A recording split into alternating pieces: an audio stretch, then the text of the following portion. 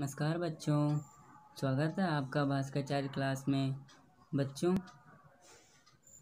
हमने पिछली 2 वीडियो में क्यूबा मिसाइल संकट शीत युद्ध किया है और 2 ध्रुवीय विश्व का आरंभ शीत युद्ध के दायरे को हमने पिछली 2 वीडियो में बढ़ा। हम आज की वीडियो में गुटनिरपेक्ष नव अंतर्राष्ट्रीय आर्थिक व्यवस्था भारत और शीत युद्ध के बारे में हम पढ़ेंगे। तो चलिए बच्चों, वीडियो को स्टार्ट करते हैं।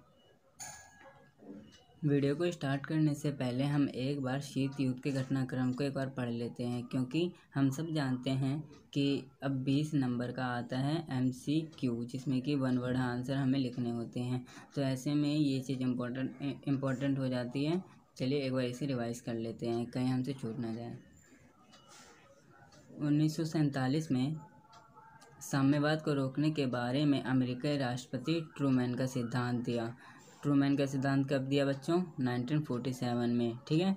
अब 1947 से 1952 के बीच मार्शल प्लान, इसे हम मार्शल प्लान की जगह लॉ भी कह सकते हैं। अमेरिका ने यूरोप के पुनर्निर्माण में अमेरिका की सहायता, यूरोप जब आर्थिक स्थिति खराब थी द्वितीय विश्व युद्ध के बाद, तो अमेरिका ने मार्शल प्लान के तहत यूरोप की मदद की थी, ठीक है।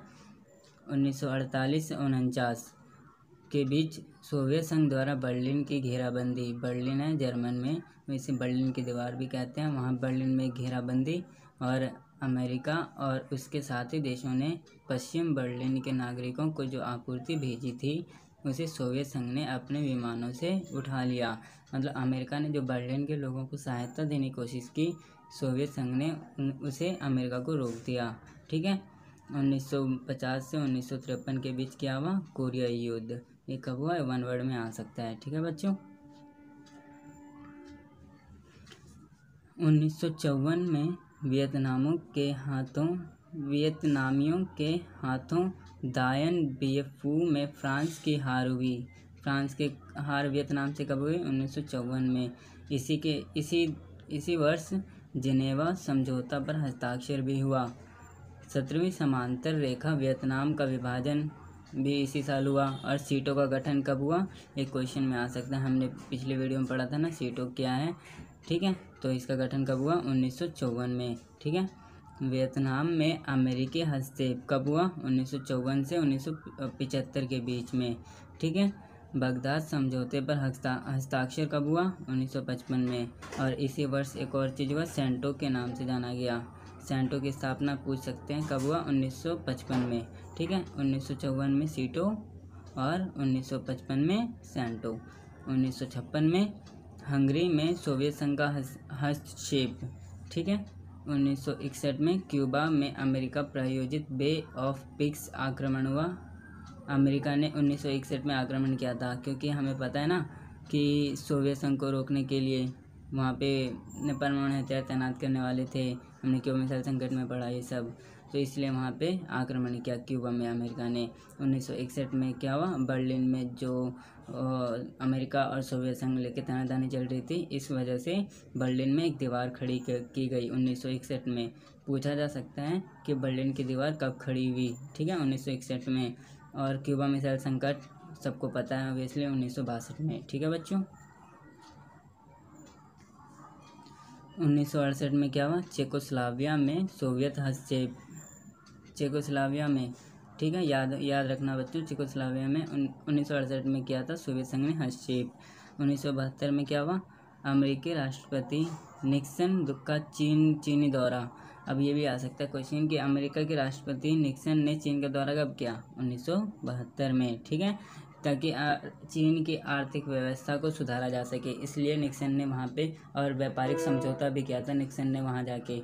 तो ये था अमेरिकी निक्सन द्वारा चीन का दौरा 1972 में। 1978 से 89 के बीच कंबोडिया में वियतनाम का हस्तक्षेप। 1979 से 89 तक अफगानिस्तान में सोवियत संघ का हस्तक्षेप रहा। ये भी आ सकता है, आपको पढ़ने को मिलेगा कि अफगानिस्तान में सोवियत संघ का हस्तक्षेप कब से कब तक रहा। 10 साल के रहा था, 79 से 89 तक, ठीक है। गोर्बाचेव सोवियत संघ के राष्ट्रपति कब बने? 1985 में। याद रखना बच्चों, 1985 में सोवियत संघ के राष्ट्रपति कौन बने? गोर्बाचेव। सुधार की प्रक्रिया आरंभ की गई। गोर्बाचेव ने वहाँ की आर्थिक व्यवस्था को सुधारने का प्रयास किया। 1989 में जो बर्लिन की दीवार गिरी, बर्लिन की दीवार कब खड़ी हुई थी? 1961 में, हमने पीछे पढ़ा। और ये कब गिराई गई? 1989 में।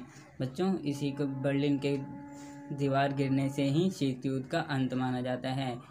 पूर्वी यूरोप की सरकारों के विरुद्ध लोगों का प्रदर्शन हुआ था जब बर्लिन की दीवार गिरी। तो पूर्वी यूरोप में कौन कौन से थे देश? हमें पता है सोवियत संघ थे पूर्वी यूरोप में, है ना, और पश्चिमी यूरोप में थे अमेरिका। तो पूर्वी यूरोप में सरकारों के विरुद्ध लोगों का प्रदर्शन होना शुरू हो गया, जिससे कि सरकार गिरने लगी।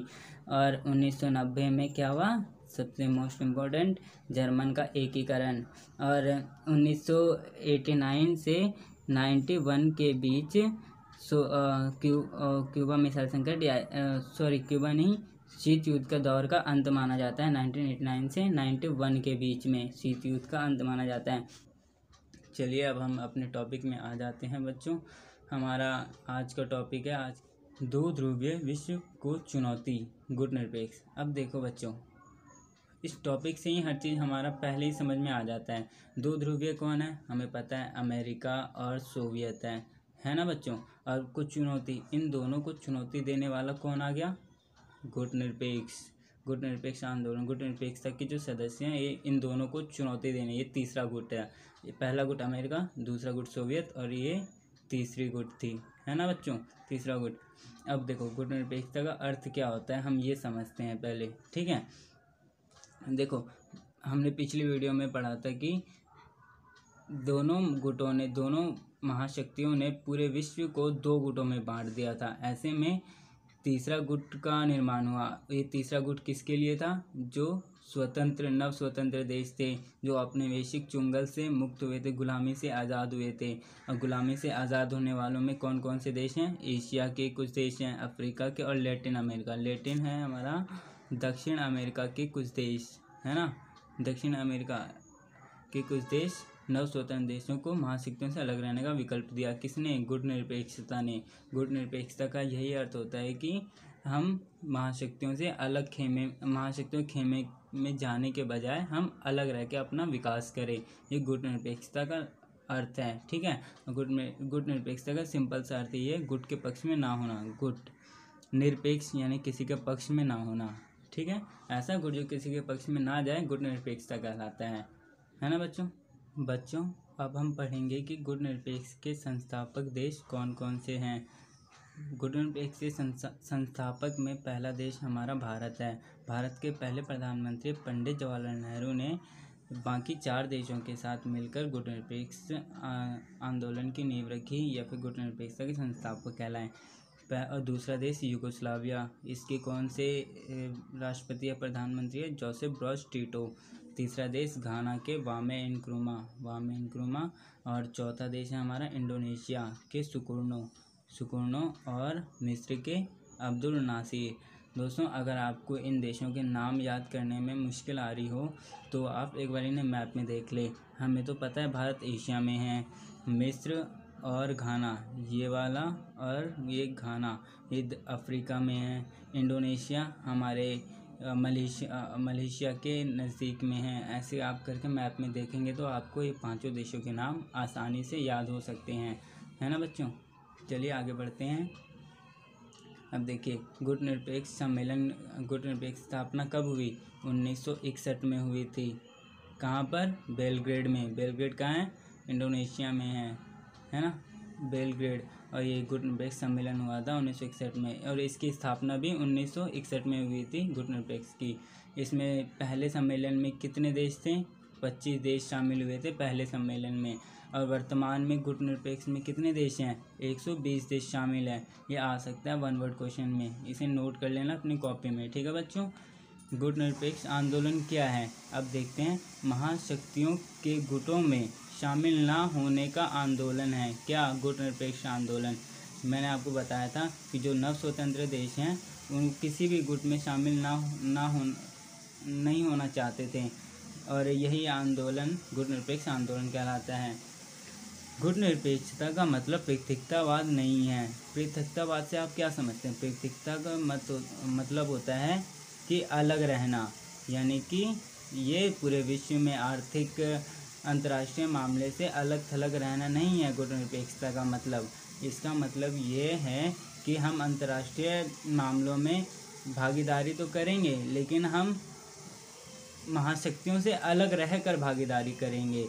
जैसे कि अमेरिका है, अमेरिका को आज़ादी कब मिली? 1787 में, है ना। 1787 में आज़ादी मिली, तो उसने कितने सदियों तक उन्होंने पृथकतावाद को अपनाए रखा था अमेरिका ने। ये कब जाके टूटा? 1987 से 1915, जो हमारा जब पहला वर्ल्ड वॉर चला 1915 तक इन्होंने पृथकतावाद को अपनाया। उसके बाद इन्होंने अपनी पृथकतावाद की नीति को समाप्त किया, है ना। तो ये इसका गुटनिरपेक्षता का ये मतलब नहीं है कि हम अंतर्राष्ट्रीय मामलों में अलग थलग रहेंगे। और गुटनिरपेक्षता का अर्थ तटस्थता का धर्म निभाना भी नहीं है। अब ये तटस्थता क्या है बच्चों, इसको हम जानेंगे। तटस्थता का अर्थ होता है कि युद्ध में शामिल ना होने की नीति का पालन करना। मतलब कोई देश तटस्थ तब बना रहेगा जब वो अंतर्राष्ट्रीय मामले में जब युद्ध होता है दो देशों के बीच, उसमें भाग नहीं लेता, तो तटस्थता कहलाता है। गुटनिरपेक्ष ये भी नहीं है कि जब अंतर्राष्ट्रीय मामलों में युद्ध हो रहा हो तो इसमें शामिल ना हो, इसका धर्म निभाना भी नहीं है। तो ये दोनों चीज़ वर्ड याद रखना, की पॉइंट है पृथकतावाद और तटस्थता। तटस्थता का अर्थ आपने जाना, और पृथकतावाद अलग रहना, तटस्थता युद्ध में शामिल ना होने की नीति कहलाता है। और ये दोनों ही नीति गुटनिरपेक्ष के खिलाफ थी, है ना। चलिए हम आगे बढ़ते हैं। अब हमारा नया टॉपिक है नव अंतर्राष्ट्रीय आर्थिक व्यवस्था। नव अंतर्राष्ट्रीय मतलब क्या है? नए नए जो देश थे उनकी आर्थिक व्यवस्था के बारे में जानेंगे। जो नव स्वतंत्र देश थे उनकी आर्थिक व्यवस्था। अब हमें पता है 1945 के बाद कई सारे देशों को आज़ादी मिली, है ना। तो शुरुआत में उसके आर्थिक विकास बहुत ही धीमा था। तो उनके सामने पहली चुनौती कौन सी थी? आर्थिक विकास। और दूसरी चुनौती जनता को गरीबी से मुक्त करना। अब देखो, जो जिन देशों ने उनको गुलाम बना रखा, उन्होंने उनके संसाधन का अनुचित उपयोग किया। इस वजह से वो गरीब देश हैं, अल्प विकसित देश हैं। तो उनके सामने क्या एक समस्या है? दूसरी, गरीबी, उनको दूर करना। अब देखो इसके लिए क्या हुआ? 1972 में आंकटाड का फुल फॉर्म है United nation conference on trade and development. ये है हमारा आंकटाड का फुल फॉर्म। हिंदी में बोले तो संयुक्त राष्ट्र संघ के व्यापार और विकास सम्मेलन, ये हमारा हिंदी में इसका फुल फॉर्म। और 1972 में आंकटाड में towards a new trade policy for development शीर्षक से एक रिपोर्ट प्रस्तुत की गई। इस रिपोर्ट में कुछ बातें कही गई जिन्हें हम आगे पढ़ेंगे। इस रिपोर्ट में कहा गया कि वैश्विक व्यापार प्रणाली में सुधार होगा। जो हमारा विश्व में एक दूसरे देशों के बीच में जो व्यापार होता है उसमें सुधार होगा, जिससे कि जो अल्प विकसित देश हैं उनमें उनको फ़ायदा मिल सके, है ना। तो पहला इसके व्यापार के अंतर्गत पहला सुधार क्या किया गया? अल्प विकसित देशों को अपने संसाधन पर नियंत्रण होगा। अब देखो, जब वो गुलाम देश थे तो उनका संसाधन का दोहन हो चुका था विकसित देशों से।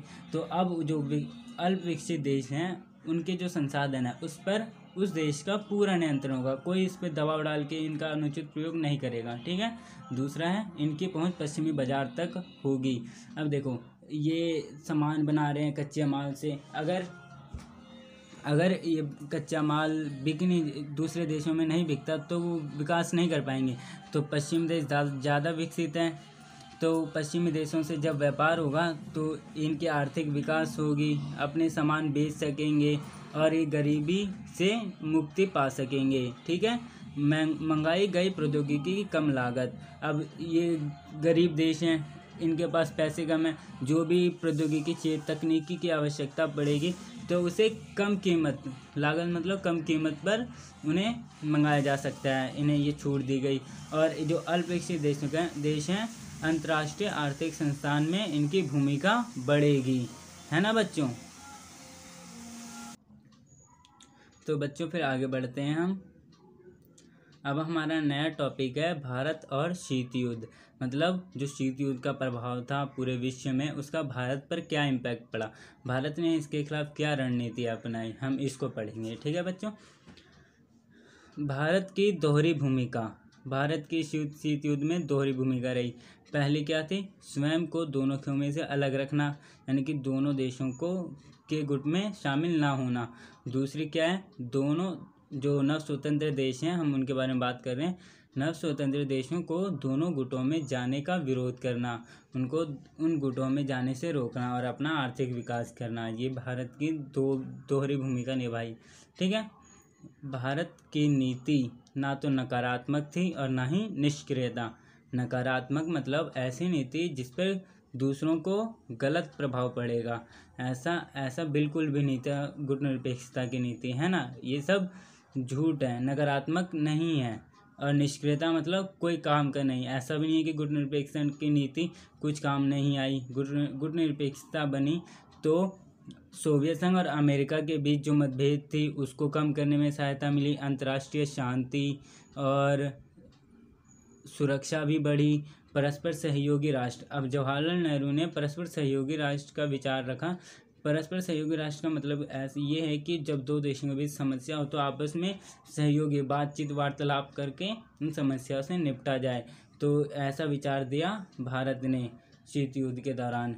तो ये थी भारत की भूमिका और इनके नीति। आगे बढ़ते हैं। जो भारत की नीति थी, अब इसके कुछ समर्थक भी हैं, आलोचक भी है ना। अब देखते हैं इनके समर्थक को। अब कुछ समर्थक का कहना है कि अंतर्राष्ट्रीय फैसलों और पक्षों में भारत का हित है। अब देखो कैसे है, भारत हमेशा तीसरे गुट के रूप में सामने आया है, जिसमें कि कोई भी सोवियत संघ या अमेरिका भारत पर कोई दबाव नहीं डाल सकता। अब भारत अंतर्राष्ट्रीय फैसले लेने में स्वतंत्र है, जिसमें कि वो अपने देश का हित के बारे में वहाँ पे पक्ष रख सकता है ना। अब भारत हमेशा से ऐसी स्थिति में रहा है कि एक महाशक्ति भारत का विरोध करे तो भारत दूसरे महाशक्ति के करीब आ सकता है। जैसे कि अगर अमेरिका भारत पे आक्रमण करता है तो अमेरिका सोवियत संघ से दोस्ती बढ़ा सकता है और अमेरिका सोवियत भारत को कुछ ही नहीं कर सकता जब वो सोवियत संघ से मिल जाएगा। तो ऐसे ही ये दोनों पक्षों में जा सकता है। ये तो इनके थे अच्छे जो समर्थक थे इसके गुटनिरपेक्षता के फायदे भारत के। अब कुछ आलोचक कहते हैं कि ये सिद्धांत विहीन है ना। सिद्धांत विहीन कहने का मतलब ये है कि भारत अपने राष्ट्र हितों को साधने के नाम पर अक्सर अंतर्राष्ट्रीय मामलों पर कोई सुनिश्चित पक्ष लेने से बचता है। मतलब इनका कोई सिद्धांत नहीं है। व्यवहार में अस्थिरता। भारत का कोई एक व्यवहार नहीं है, कभी उसके पक्ष में चला जाता है कभी किसी और के पक्ष में। ये अस्थिर है भारत का व्यवहार। तो इसलिए इन्होंने आलोचना की है। भारत की स्थिति विरोधाभासी रही है। इनका विरोधाभासी मतलब है कि महाशक्ति के खेमे में शामिल होने पर दूसरे देशों की आलोचना करने वाले भारत ने स्वयं सन 1971 में अगस्त में सोवियत संघ के साथ अपनी मित्रता संधि पर हस्ताक्षर किए। यानी कि कभी अमेरिका कभी सोवियत संघ, जैसे 1971 में सोवियत संघ के पक्ष में उन्होंने हस्ताक्षर किया, इसलिए विरोधाभासी उन्होंने कहा है। ठीक है। तो ये था हमारा भारत और शीत युद्ध हमने पढ़ा। लाइक्स एंड सब्सक्राइब कीजिए, शेयर कीजिए। सबसे बड़ी बात शेयर करोगे मुझे अच्छा लगेगा। Thank you so much. जय हिंद बच्चों।